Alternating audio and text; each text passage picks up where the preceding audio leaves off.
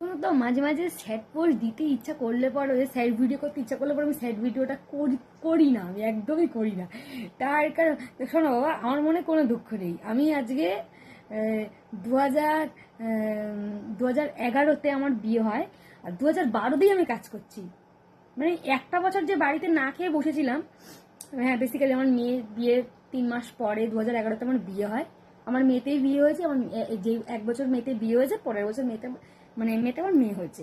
তো এই একটা বছর আমার খাওয়া জোটেনি, আমি খেতে পাইনি, পেটের বাচ্চা না আমার খাওয়া জোটেনি।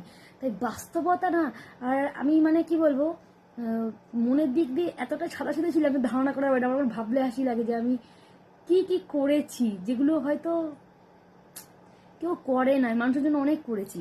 সে যাই হোক, সেই হচ্ছে কথা। বাস্তবতা তুমি যদি দেখে নাও না, তোমার আর সব দুঃখ মুখ্য হেনা তেনা, এই কে পোত ফুলালো, কে